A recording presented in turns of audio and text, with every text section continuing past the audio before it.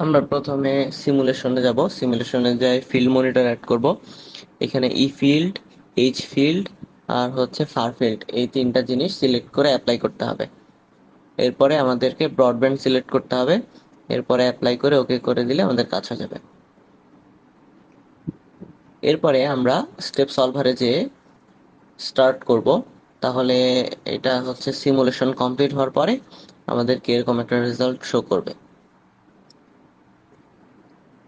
এরপরে আমরা 1D রেজাল্টে যাব। 1D রেজাল্টে যে এসপি প্যারামিটার, এসপি প্যারামিটারে ক্লিক করলে আমাদের গ্রাফটা চলে আসবে। এরপরে ইফিসিয়েন্সিতে ক্লিক করলে আমাদের ইফিসিয়েন্সির গ্রাফটা চলে আসবে। এরপরে ভিএস আর ডব্লিউ এর গ্রাফটাও চলে আসছে ভিএসডব্লিউ তে ক্লিক করার পরে। এখন আমরা রেজাল্ট টেমপ্লেটে যে গেইন আর ডিরেক্টিভিটি এই দুটো রেজাল্ট দেখি। আমরা ফার ফিল্ড অ্যাড করে নিলাম, এরপরে ফিল্ড রেজাল্ট অ্যাড করে নিলাম। এবার আমরা ডিরেক্টিভিটিতে ক্লিক করার পরে আমাদের এখানে আসবে ব্রাউজ মনিটরে যে ফার ফিল্ড সিলেক্ট করে নিব, এটা ইভ্যালুয়েট রেঞ্জ 3D করে নিব আর ফ্রিকোয়েন্সি ব্রডব্যান্ড করে নিব। এরপরে আমরা এখানে ডাইরেক্টিভিটিতে ক্লিক করার পরে ডাইরেক্টিভিটি ইভ্যালুয়েট করে ফেললাম। এরপরে সেম একই রকমভাবে আমরা হচ্ছে গেইনটা ইভ্যালুয়েট করে ফেলবো।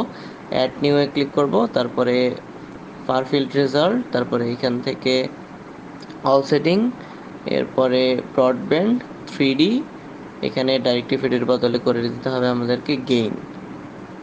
এরপরে ওকে, এরপরে ইভ্যালুয়েট, আমাদের গেইনটাও চলে আসছে।